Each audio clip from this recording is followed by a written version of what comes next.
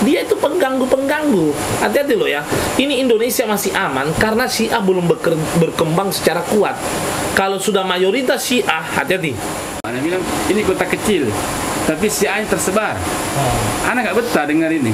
Ana padahal sop kedua di situ. Dicari. Sop kedua. Ana bangun sama ada berapa kru 3 orang ikut. Nah ini nggak benar, kita keluar. Cukup kita lihat bagaimana ulama-ulama dulu akhlaknya dan adabnya kepada para sahabat, bahkan menjadikan nama-nama sahabat itu sebagai bahasa Mandar pas sinding, sebagai apa, benteng. Betul. Jadi tidak keluar dari rumahnya, kita napi nasai Abu Bakar di Olo, Umar di Pondok, Utsman di Sedekananu, Sayyidina Ali sebelah kiri. Pas sinding ke Mandar. Berarti Mandar Ahlus Sunnah wal Jamaah. Ustadz Syiah nggak usah diurus. Mau ngapain kita mau debat sekuat apapun nggak bisa, nggak ada ujungnya. Al-haq wal batil nggak bisa bersatu. Yang perlu diselamatkan cuma 2. Yang kena penyakit semampu kita disadarkan, yang belum kena penyakit dilindungi dengan cara tadi itu.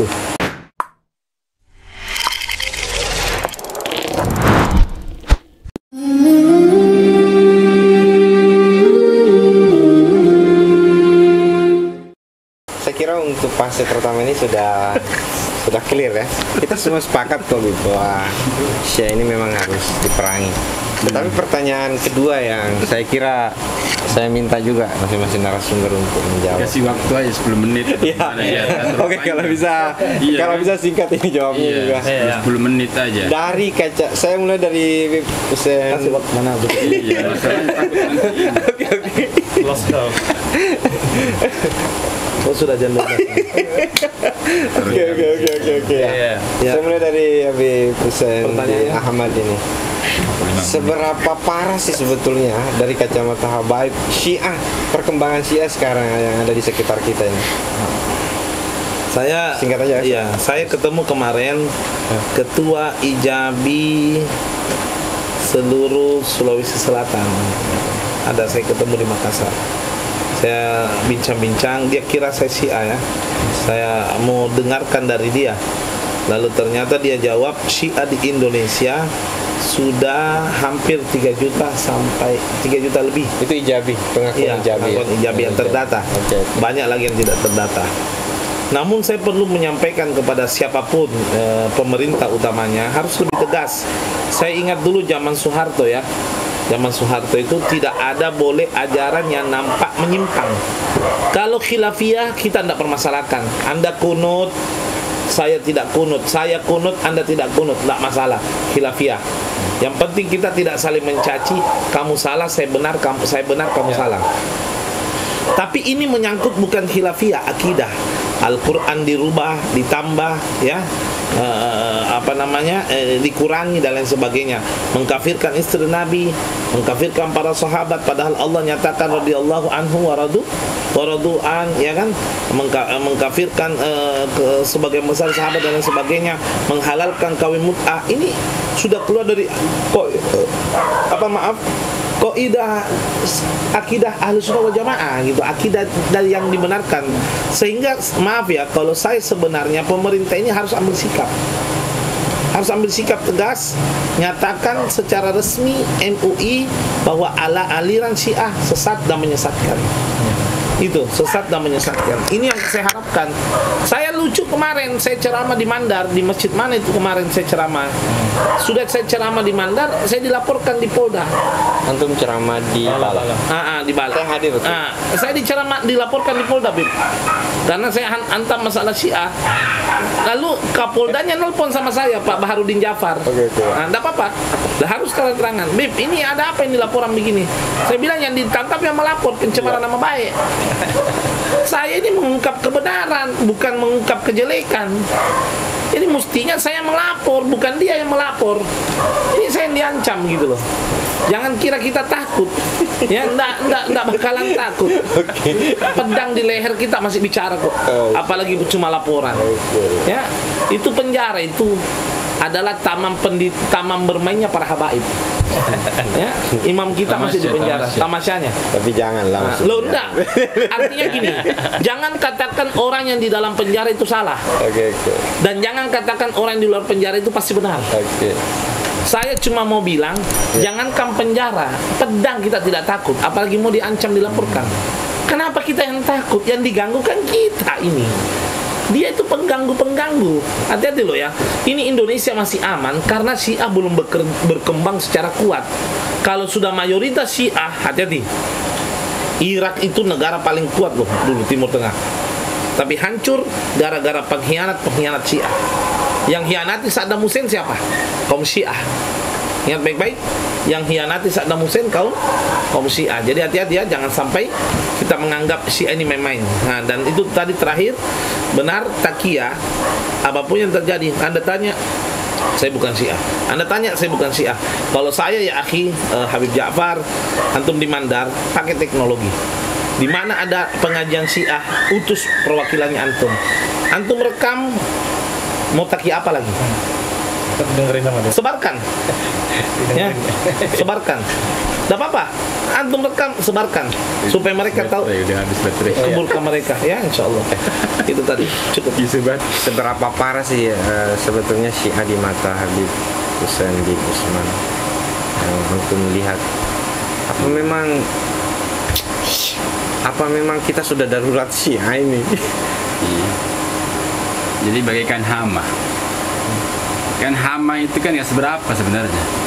Pasti kan banyakkan mayoritas dibandingkan minoritas. Mereka ini minoritas. Cuma kalau hama dibiarkan merusak yang lain.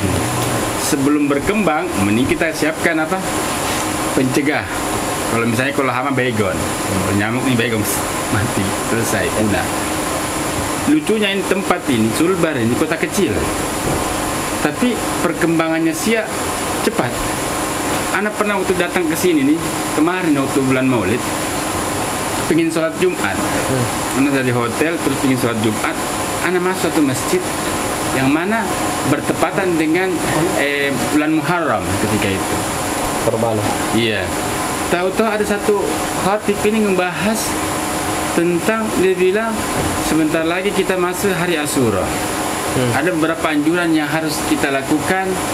Yang mana pertama kita harus menziarahi beberapa imam-imam yang mana mereka menganut ajaran Syiah.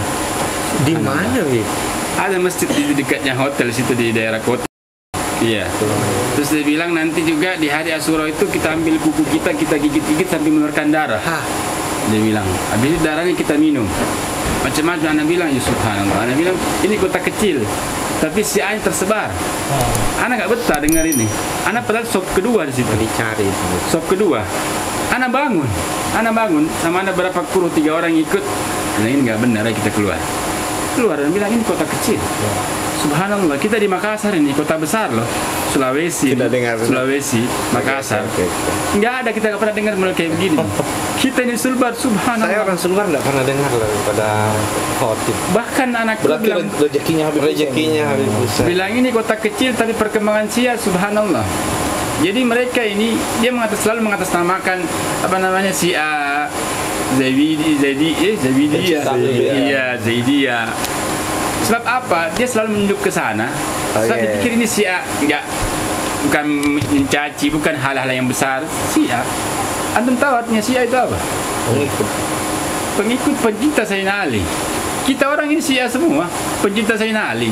Cuma nggak berlebihan kayak mereka mencintai sama Sayyidina Ali, tapi sahabat dihabiskan sama dia. Iya kan? Cuma yang paling penting antum Ja'far ini, masya Allah.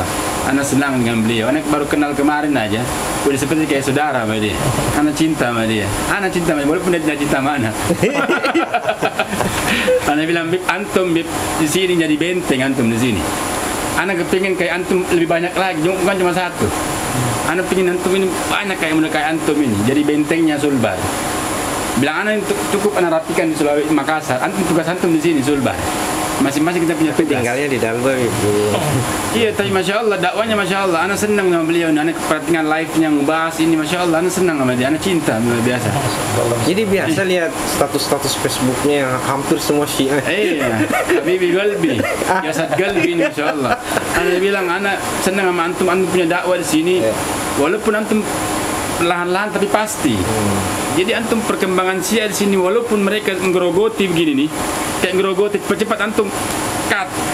Kayak kemarin dia bilang ada seperti pesantren mau dibangun. Kalau ada yang pesantren dibangun anak bakar, anak senang. Iya kan? Anak butuh kayak orang begini kayak di Makassar juga nih. Tapi tidak ada Bib ya? Cuma satu doang di Sulbar. Anak takut anak culik dia ke Makassar, habis Sulbar. Ya semua. Oke Bib. Silakan antum lanjut. Jadi sudah ada pengakuan dari beliau. Ternyata antum, beliau juga amati sosial media antum. Seberapa parah sih sebetulnya sehingga antum itu betul-betul panas begitu? Jadi begini, Ustaz. Jadi umat Islam itu bukan hanya ada di majelis taklim dan di masjid. Iya. Umat Islam itu ada pada penelitian riset, orang itu megang HP setiap hari tidak kurang dari 7 sampai 8 jam. Sedangkan orang majelis taklim pengajian cuma 1 jam selesai. Artinya apa? Porsi orang mengambil informasi wirawiri itu ada di medsos.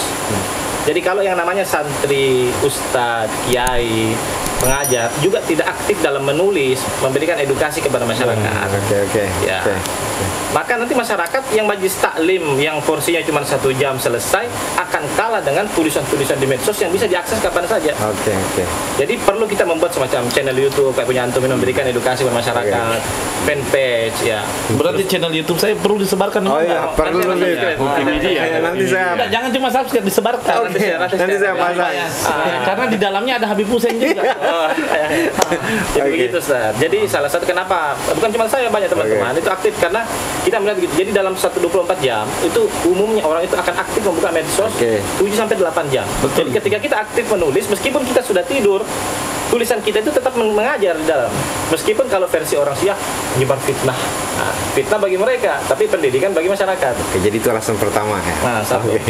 Kemudian kedua, masalah metode sebenarnya. Jadi sebenarnya bukan masalah yang perlu kita bahas, bukan masalah seberapa parah Syiah, bukan itu yang perlu kita bahas. Yang perlu dibahas apa tindakan kita sebagai para dai.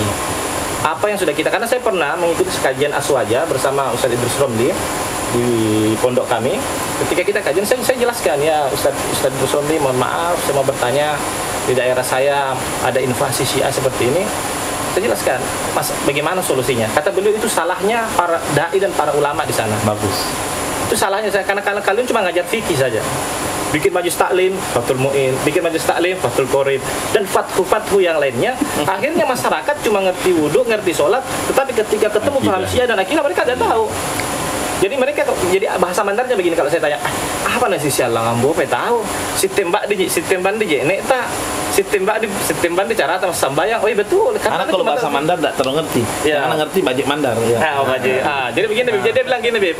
Untuk apa sih kita berselisih paham? Ya. Untuk apa sih kita debat? Sholatnya sama. Ya. Karena dia cuma tahu tata cara wudu sah. Mestinya para dai ini selain kita membuat pengajian fikih, Fathul Qorib, buka juga Aqidatul Awam, ya. Buka juga Syarah Jauharatul Tauhid. Nanti di situ akan jelaskan wajibnya mencintai sahabat, wajibnya mencintai Ahlul Bait.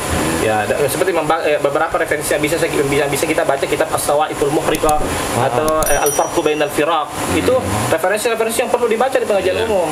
Jadi dai-dai ini biarkan mereka terus bergerak, silakan. Tapi kita para dai counter terus, kita isi pengajian, isi majelis dengan kajian keilmuan, pengajian, kita isi dengan materi akidah, selipkan fikih, akidah. Insya Allah nanti masyarakat sendiri yang akan menghukumi mereka. Kita tidak perlu tempur fisik one by one, tidak perlu. Cukup kita jelaskan ke masyarakat. Lempar argumen. Tanpa langsung masyarakat akan memahami. Jadi masyarakat teredukasi. Kurang lebih begitu. Sedikit saya tambahkan. Sebelum. Ini saya mau tanya sedikit. Saya buat kesimpulan sedikit ya, bahwa untuk menyikapi, saya lebih suka pernyataan Habib Ja'far tadi, jangan kita mempertanyakan seberapa parah, seolah-olah kita menganggap besar mereka. Nah, itu yang pertama. Yang kedua, cari solusi bagaimana menghadapi mereka. Saya pernah dapat nasihat dari guru kami, Habibana Taufik bin Abdul Qadir Segaf. Saya tanyakan tentang Syiah di Makassar juga ada. Beliau menjawab, manusia itu, menghadapi sesuatu Syiah itu ada 3. Yang pertama, penyakit. Siapa penyakit? Yaitu virus. Siapa? Yaitu ustadz-ustadz dari mereka. Untuk mengobati penyakit nggak ada. Yang ada membasmi penyakit. Jadi ini solusinya menyerang dia, tinggal doa. Nggak bisa kita ini. Ustadz-ustadz Syiah ini dinasihati nggak bisa. Ya, kecuali hidayah dari Allah. Ya. Paham ya? Yang kedua, orang yang kena penyakit Ini masih bisa diselamatkan ini. Nah, orang yang kena penyakit ini orang-orang awam yang baru terjerumus, yang masih bisa ditarik. Oke. Itu tarik mereka. Ada saudara, misanan atau apa, pekan, selamatkan. Ini orang kedua ini. Yang ketiga paling banyak yang belum kena penyakit. Nah, enggak. Orang yang belum kena penyakit ini, orang yang belum tahu apa-apa. Lindungi mereka Dengan tindakan preventif. dengan penyampaian akidah yang benar dan akidah yang salah. Karena kenapa di antara tiga ini jumlahnya sedikit penyakit ini. Sangat sedikit. Yang kena penyakit masih terbilang sedikit. Yang banyak yang belum kena penyakit. Maka ini harus diselamatkan. Ini yang perlu diselamatkan. Jangan sampai kita sibuk ngurus penyakit, ternyata ini yang terjangkit. Karena ini nggak usah diurus ini. Ini tinggal doa ini. Ustadz Syiah nggak usah diurus. Mau ngapain kita mau debat sekuat apapun nggak bisa, nggak ada ujungnya. Al-haq wal batil nggak bisa bersatu. Yang perlu diselamatkan cuma dua. Yang kena penyakit semampu kita disadarkan, yang belum kena penyakit dilindungi dengan cara tadi itu, sosial media, pengajian dan lain sebagainya. Itu tadi ya, maaf ya. Sekaligus sepertinya kalimat beliau tadi ini menjadi closing statementnya ya. Oke. Saya ke Habib Husein bin Usman. Closing statementnya harapan dan himbauan kepada kamera. Tidak lebih 1 menit. Singkat padat. Himbauan kita sebagai Ahlus Sunnah wal Jamaah, tentunya kita berpedoman yang mana kakek-kakek kita, akidah mereka, ya kita ikuti mereka. Yang mana yang dikatakan oleh Al-Habib Ali Al-Masyhur Al-Marhum Ali Al-Masyhur bin Hafid, kakak dari Habib Umar bin Hafid, man ittaba'a ajdaduhum wa minhum, orang yang mengikuti jalan kakek mereka, sesungguhnya mereka bagian dari mereka. Jadi kalau orang mereka yang keluar dari jalur yang mana dikatakan tadi Habib Husein ada 2 jalur, walaupun beda jalurnya tapi tujuannya sama, tetap dia berpegang teguh yang jalur yang sesuai dengan kakek mereka. Pada intinya pasti kita lebih memikirkan banyakkan orang-orang dulu yang selamat daripada orang sekarang. Betul. Jadi insya Allah beri kita hidayah agar Allah berikan mereka jalan yang lurus, mereka kembali kepada ajarannya Ahlussunnah wal Jamaah. Jangan sampai ada benturan fisik, Bib ya. Ya, karena kita harus hadapi mereka dengan ilmu dan rahmat, Bukan dengan fisik. Kalau fisik bukan solusi, itu darurat. Kalau mereka menyerang, kita menyerang. Karena kenapa? Fabima rahmati minallahi lintalahum. Dengan rahmat Allah lemah lembutlah kalian. Lau kuntam faddan ghalidal qalbi, kalau kau keras dan kasar kepada mereka, lam faddu min haulik, mereka akan meninggal kamu. Yang kita mau jaga ini 2 ini, yang kena penyakit sama yang belum kena penyakit. Yang penyakitnya udah lepasin aja, ditinggal didoakan. Mudah-mudahan dia berubah jadi orang yang tobat. Gitu aja. Closing statement kedua. Saya terakhir ini untuk Habib Ja'far. Himbauan. Sebagai penutup dari saya, jadi saya ingin membuat sebuah kata kunci, khususnya pada masyarakat Polewali Mandar khususnya dan Sulawesi Barat pada umumnya. Jika kita mendapati sesuatu hal yang baru, yakni dalam hal agama, ada ajaran yang tidak pernah kita dengar sebelumnya, maka jadikan barometer ulama terdahulu. Contoh, kita mendengarkan ada orang tiba-tiba tidak mau baca barazanji. Wah, barazanji itu bid'ah. Tidak usah debat sama orang itu. Tinggal kita ingat-ingat, ulama dulu baca barazanji apa enggak? Oh iya, dari dulu barazanji udah dari zaman kakek saya. Berarti tinggalkan, tidak usah debat. Berarti barazanji yang benar. Itu orang baru belajar kemarin. Ada kelompok baru datang mencaci maki Ahlul Bait. Wah, Habib itu apa, saya itu apa. Tidak usah didebat.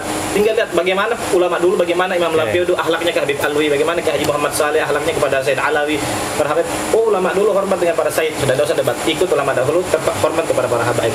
Begitu juga kalau ada kelompok baru yang datang, setiap sholat bawa batu, ya lurus begini tangannya, kemudian ada indikasi mengkritisi Sayyidina Abu Bakar, Sayyidina Umar, Sayyidina Utsman, Sayyidina Ali, nggak usah debat. Serahkan untuk debat atau ini kepada para ulama. Cukup kita lihat bagaimana ulama-ulama dulu akhlaknya dan adabnya kepada para sahabat, bahkan menjadikan nama-nama sahabat itu sebagai bahasa Mandar itu pasinding, sebagai apa, benteng.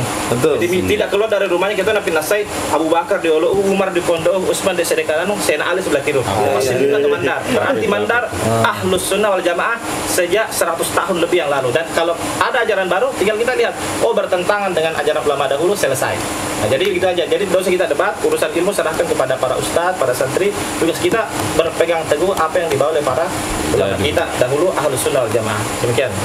Luar biasa. Makasih Bib sudah berbagi ilmu di tempat ini, di Husain bin Ahmad, di Husain bin Usman bin Ja'far. Mudah-mudahan beliau bertiga ini kita doakan sama-sama, mudah-mudahan selalu sehat. Hufi Media. Hufi Media. Karena di situ kita Like, subscribe, Sobeker. Oke, sahabat-sahabat sekalian, saudara-saudara sekalian dimanapun Anda berada, inilah akhir dari perbincangan kami pada malam hari ini. Sekarang sudah jam 12 lewat 30. Atau kita bikin iklan di sini buat Hufi. Terima kasih. Ingin yang like, share, dan Sobeker. Hufi Media. Assalamualaikum warahmatullahi wabarakatuh. Waalaikumsalam warahmatullahi wabarakatuh. Saya harus cium dulu. Nah. Ini kayaknya